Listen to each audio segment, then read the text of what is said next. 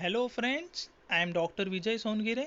I have brought this video on very important topic, that is business correspondence.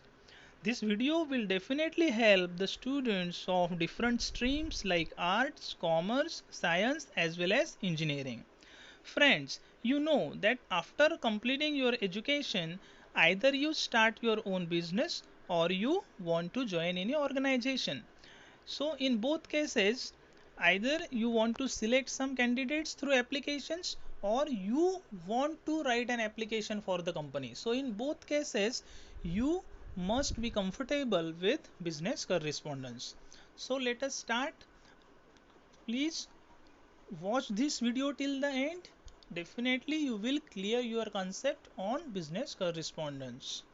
So let us start with principles of business correspondence. Clarity is the first principle that you should follow while writing. When you are writing any formal document, then you should have specific objectives in your mind. You should know to whom you are writing. So this clarity will help you how to draft the letter, what kind of language you should use.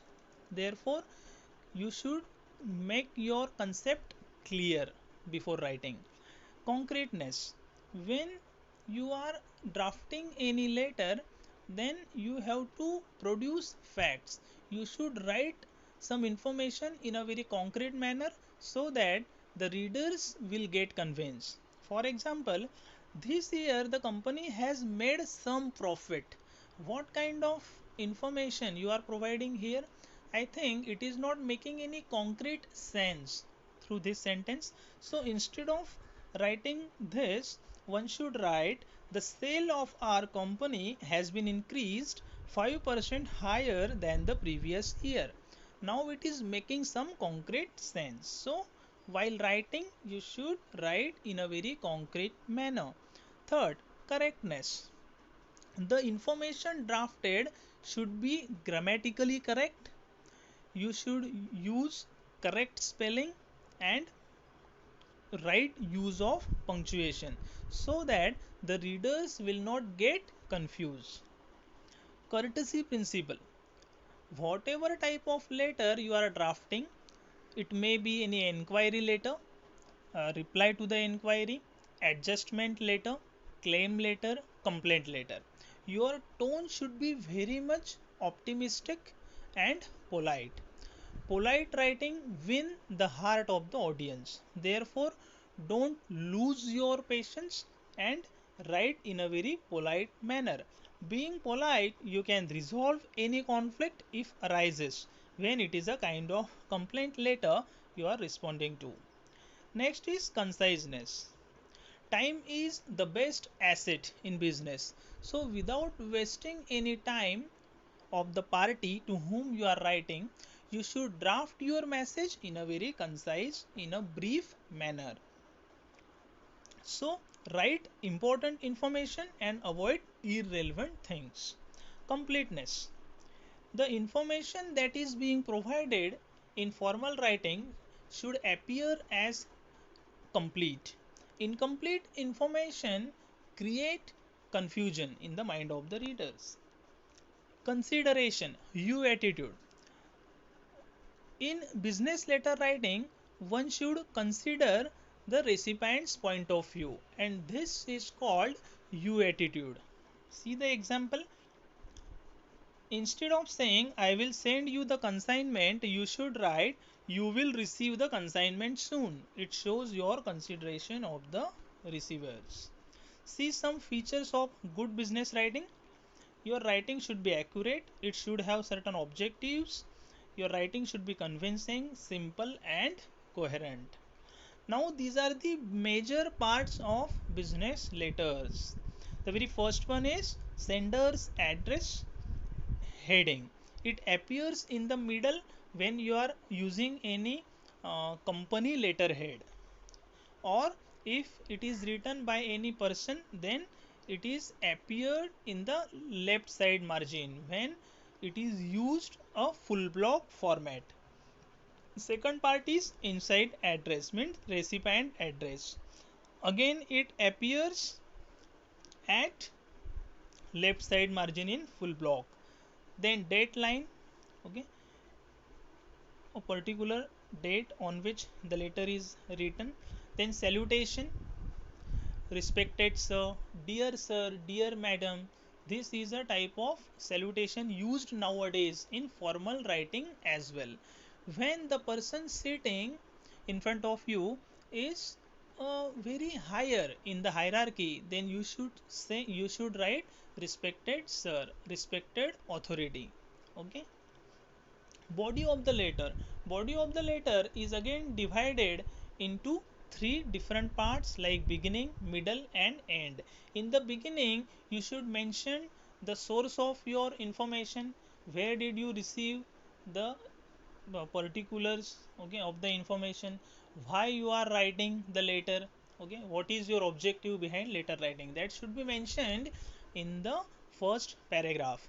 In second paragraph, that is middle of the body of the letter, here you should elaborate, okay, when you are inquiring about some certain sports item, suppose, okay, that example I have already taken in the next slide, that suppose you are a sport coordinator and you are writing an inquiry letter to any particular dealer. So what will you write in the middle of the body of the letter? So you can write all the details which you require, what kind of sports equipment you are in need of, okay, so provide all the details here. At the end you will appeal to the receiver to respond soon, okay. Then complimentary clause, the words like yours sincerely, yours faithfully are used here. Then signature block, your name, designation and sign signature.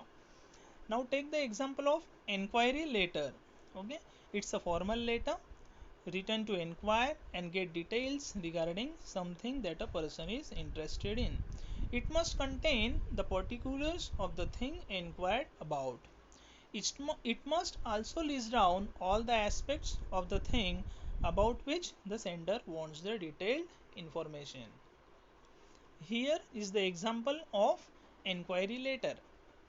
Mr. Jeevan Joshi is sports coordinator here of St. John's School, Thane. This is sender's address, then date line, then inside address, okay, with subject line and then salutation. And Jeevan Joshi is writing inquiry letter here. I am Jeevan Joshi residing in Thane West want to know that which sports equipment are available in your shop. This year we are organizing a sports festival at the end of August 2020. I request you to provide the necessary details of the sports equipment which are useful during the sports festival, such as items name, price, availability, discount if there is any. Hoping for immediate reply. Yours sincerely, Jeevan Joshi. Okay, then this is the reply to the inquiry that is done by Jeevan Joshi. Now Robinhood Enterprise, which is one of the dealers in sports, is giving a reply to Jeevan's inquiry. So sender's address, date line, okay, inside address of Jeevan Joshi, subject line, then salutation, and the details are given here, okay.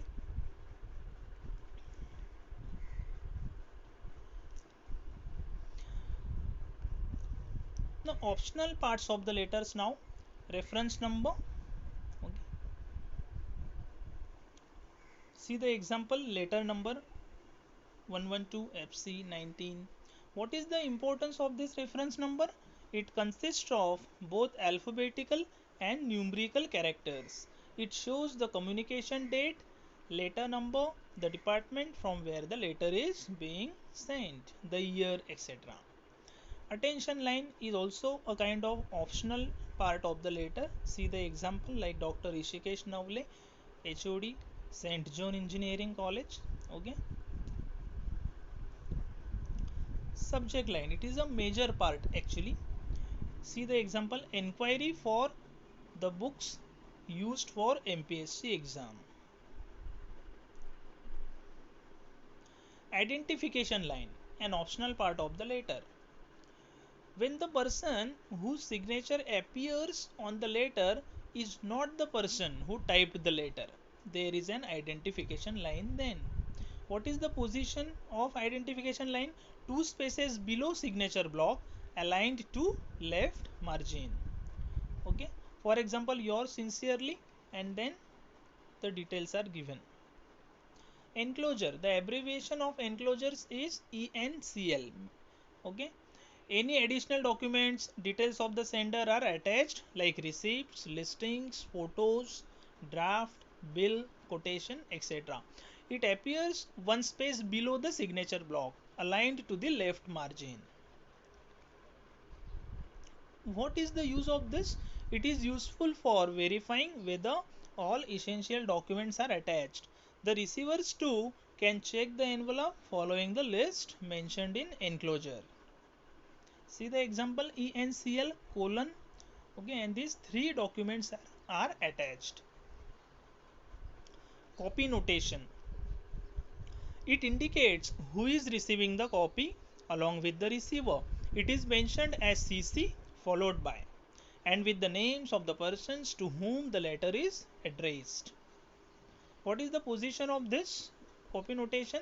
If there is no any identification or enclosure line, then it is mentioned two spaces below the signature. Recipients are listed as per the rank. It makes the receiver aware about whom the letter is addressed. See the example CC Dr. Bhagwan Patil, Jivak Dongre, Naresh Nalaude. Means this letter is sent to these three people. Postscript. The abbreviation of postscript is PS. If the writer of the letter has forgotten to mention specific information that is very important for the receiver, then it is added as postscript. It is usually mentioned at the end. If there is enclosure, then it will be added after it. Actually, it attracts the attention of the receiver. So the information, if it is left out meanwhile, it can be mentioned. It is also an optional part of the letter. I hope that you have understood today's topic. In case of any doubt, please write me in the comment box. Thank you very much.